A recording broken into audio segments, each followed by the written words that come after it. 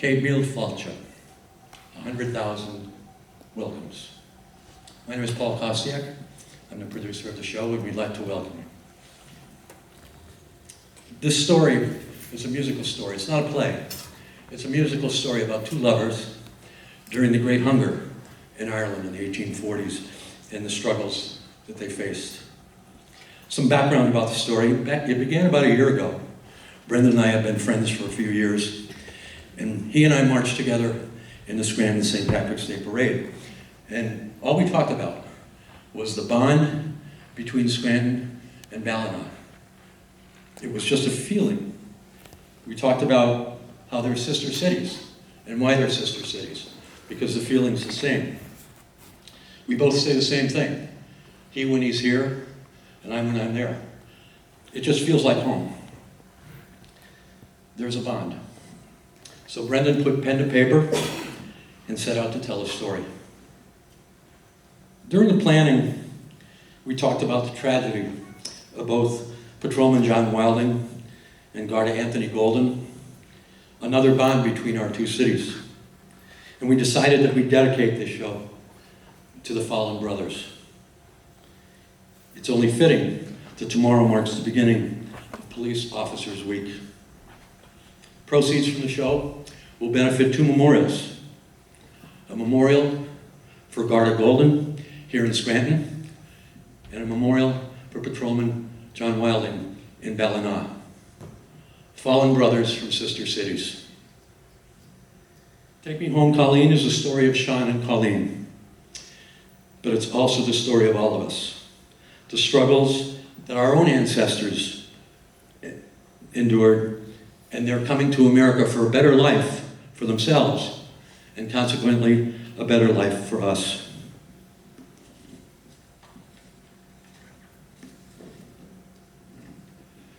$1 million a decade. What does it mean? A nation dying of inner decay. A churchyard silence where life has been. The base of the pyramid crumbling away. A drift of men gone over the sea. A drift of the dead where men should be. Ladies and gentlemen, Brendan Farrell.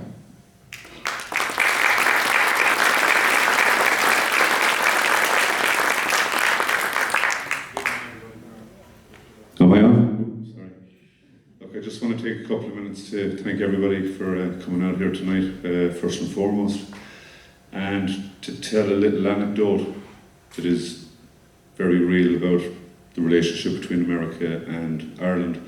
I have here in front of me my father's cousin, Joanne Farrell, from New York, and tonight is the first time I ever met her. So I'd like to welcome Joanne up here. It's a consequence of relationships being broken through immigration, but for me to have one of my own in the room tonight means an awful lot. So Joanna Baggio, you're very welcome here tonight, and thanks for coming. I would like to just point out that what we're doing here tonight is a story, right? It's not a play. We are storytellers and musicians. You're going to meet the wonderful Edana Barrett, who's travelled all the way from Ireland with me tonight to do this show. She's going to be your narrator, your storyteller, and then the focus will be on me making some noise over here on the other side of the stage. There's 12 songs, there's a lot of video, there's videography, there's a history lesson in this, there's a bit of soul, there's a bit of culture. I really hope that people enjoy it tonight. Finally, I'd like to just finish off by marking a memory for me tonight in Scranton to be able to mention the names of John Wilding and Anthony Golden together. John's mother, Mary, who was a wonderful woman, gave me an armband that I have on my wrist here at the moment, marking John's end of watch. And when I get out of here tonight and restring my guitar, this armband is going to go on that guitar and it's going to stay there for as long as I'm playing it. So I hope you enjoy the show, and I wish you all a pleasant and enjoyable evening. Thank you very much.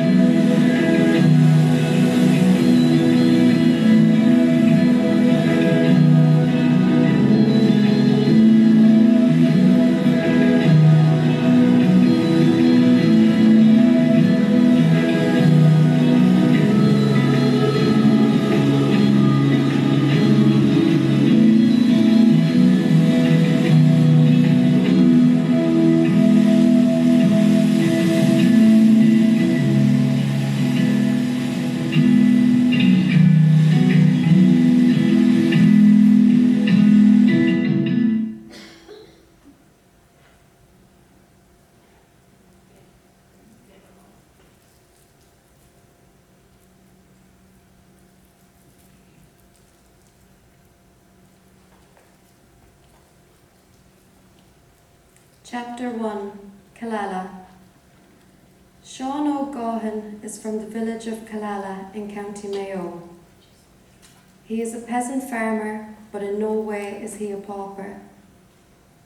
His family farm on a tiny holding of land where they grow potatoes and they also keep a few hens. Sean has had to grow up quickly, losing his father several years earlier to fever. Sean is the main breadwinner in his home. His widowed mother Bridget and his 3 younger sisters all depend on him for their survival. The year is 1844, and while life is tough on the west coast of Ireland, they are doing all right. Sean's eldest sister, Sarah, who is 16, gets some work from time to time at the local landlord's estate, where she mends clothes and helps with the milking. Sisters Roseanne and Mary Gaughan are 13 and 11 years of age.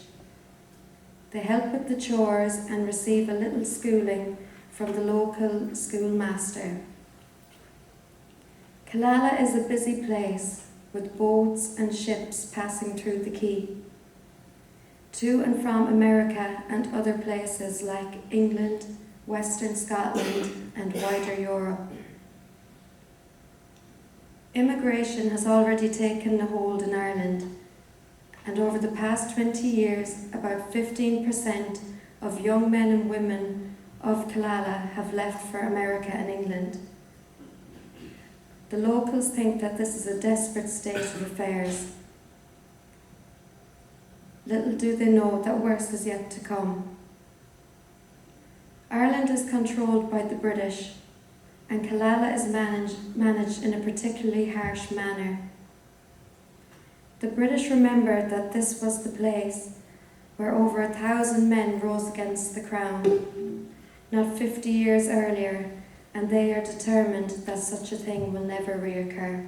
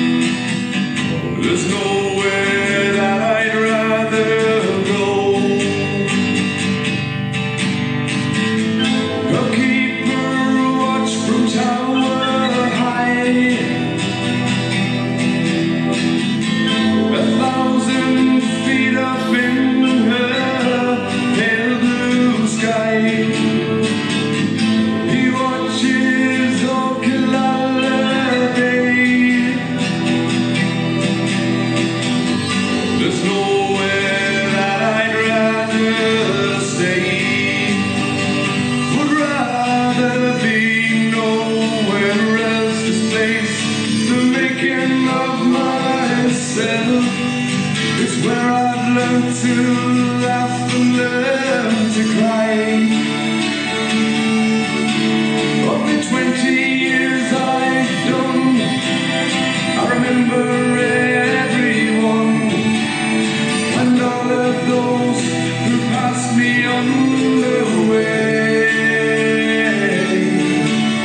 My heart is full of every single day.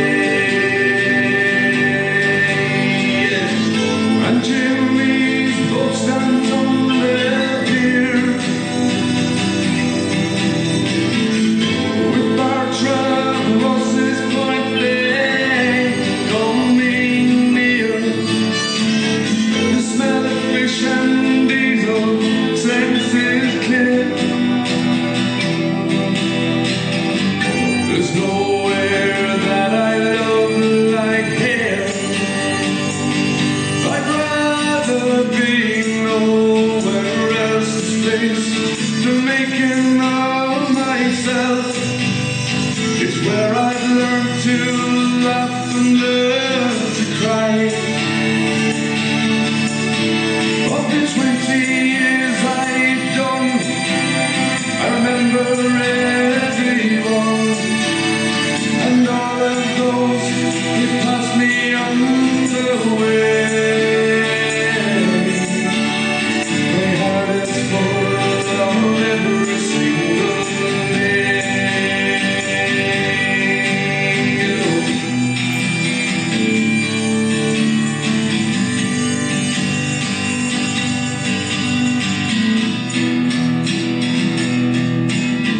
I think about them every day.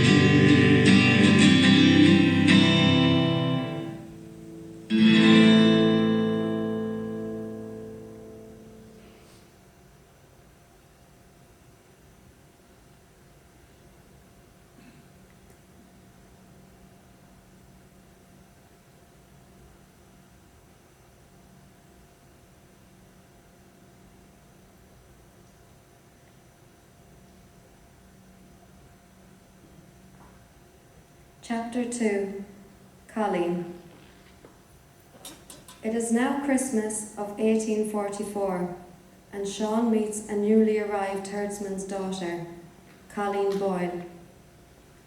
She is about 10 years younger than Sean, and like him, she has had to grow up quickly, as her mother passed away during the birth of Colleen's next-born sibling. Colleen has come from further up the coast, a place called County Donegal, where her father left his home to try and improve their situation.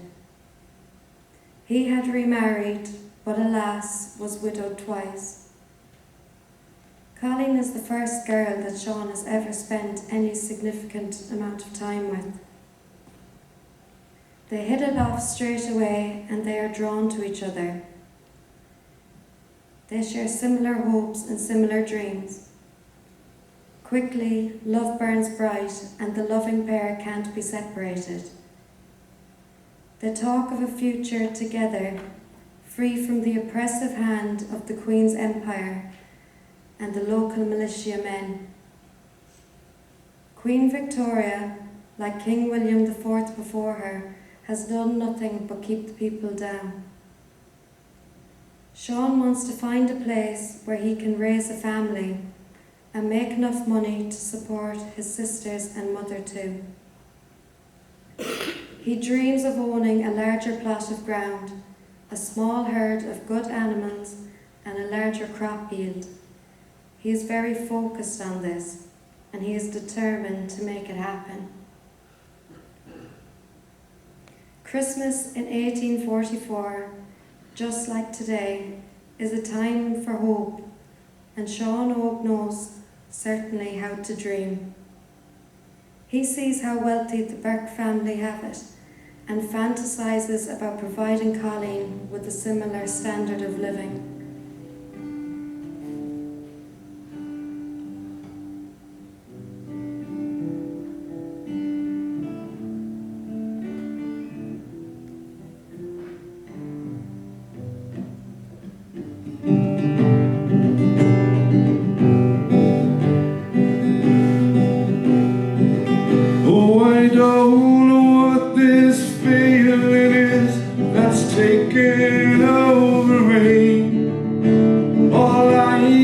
say is that you are the nicest girl you see. I feel my heart is pumping, yeah, it's bursting through my chest. Each time I see your pretty face, that's when I'm at my best. And your beauty can't be matched for me, your pale skin and your curls. Your voice like music sings to me, you light up this young soul. Oh, Colleen, won't you walk a while?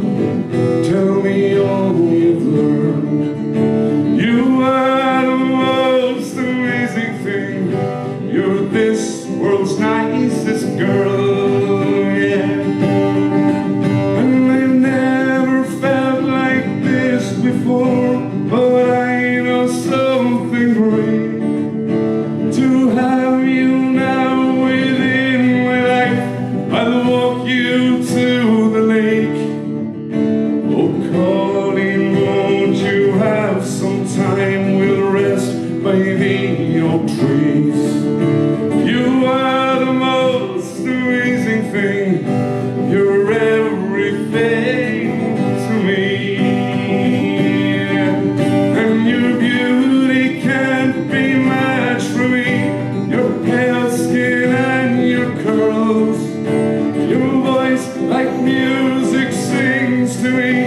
You light up this young soul. Oh, Colleen, won't you walk a while? Tell me all you've learned. You are the most amazing thing. You're this world's nicest girl.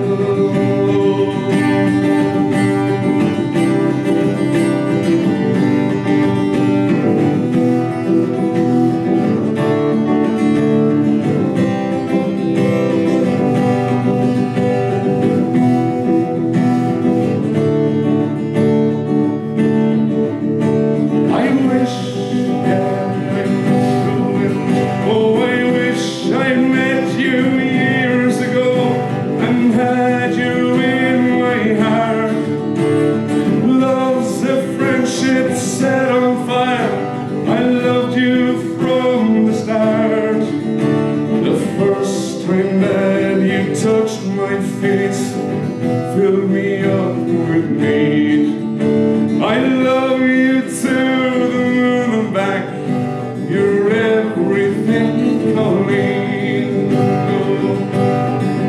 Oh, I love you to the moon and back. You're everything, Colleen.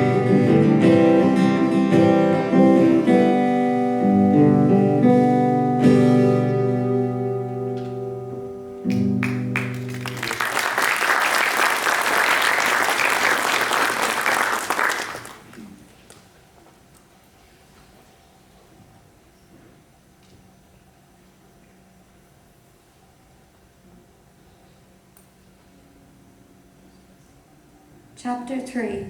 The Blight. It is now August 1845, and the year so far has been pretty good.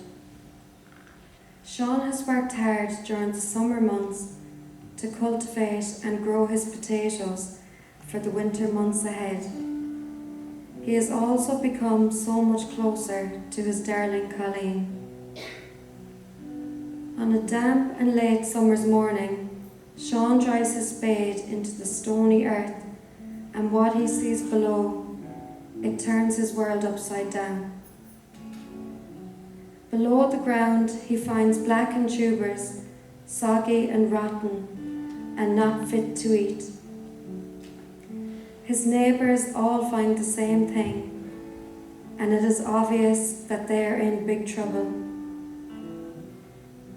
About half of the crop in the county has been ruined, but in the Moy Valley area, the outcome is even worse. There isn't enough food in storage to last the winter, and Sean knows that he must do something drastic. He's able to gather some small quantities of shellfish along the shore, but he doesn't know how to fish in the ocean, and he doesn't own a boat. The truth is that none of the poor locals have boats or nets. Fish is being sold off to the merchants and is not commercially available on the quayside.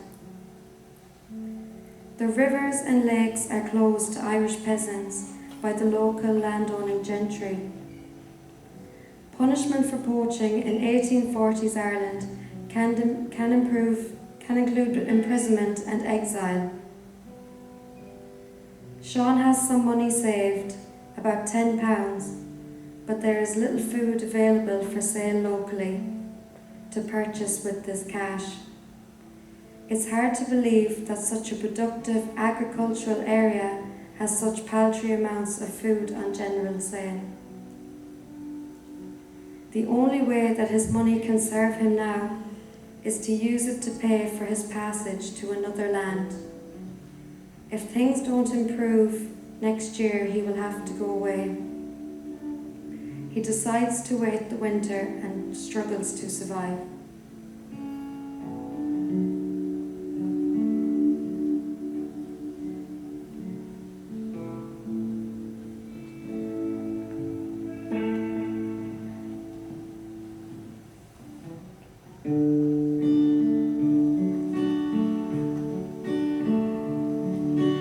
Colleen, what we do, my land is dying. Our spots are turning black, the winter cold. I feel as bygone, I'm already forsaken. May the same God now mercy on my soul. My land is dying, my country's down, my people crying, they're beat and slammed. If this winter doesn't kill us, the hunger surely will. We need miracles, oh God, my land is dying. We know stories from the past, this ain't the first time. Sure, me father told me many moons ago.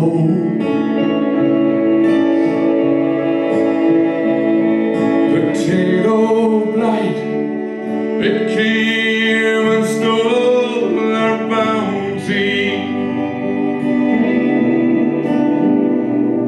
With no food, you know, the hunger killed them slow. My land is dying, my country's down, my people crying, they're beat and slammed.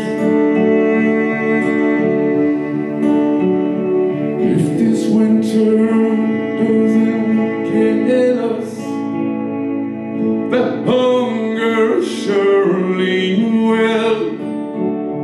We need miracles, oh God, my land is dying.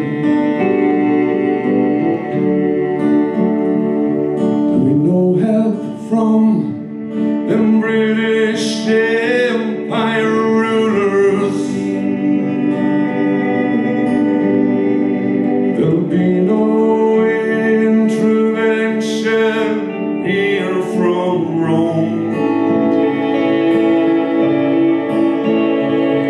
I know, my girl, it will be devastating. Just pray to God, don't leave me on my own. My land is dying, my country's damned, my people crying, they're beat and slammed. If the winter doesn't kill us, the hunger surely will. We need miracles, oh God, my land is dying.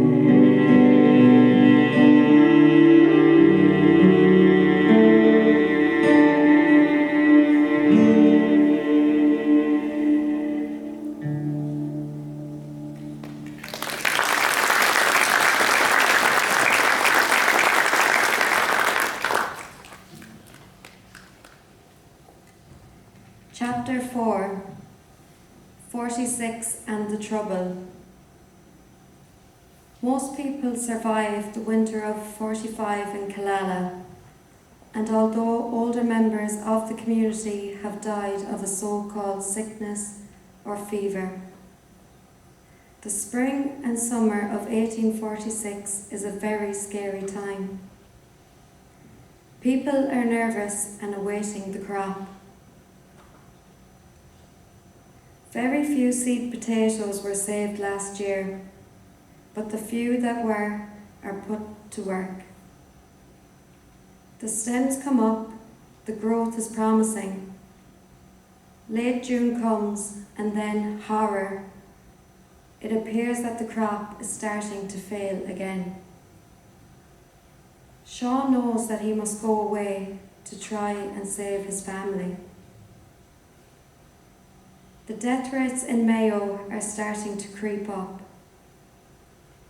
The workhouses are filling up too, with 1,700 people in the workhouse at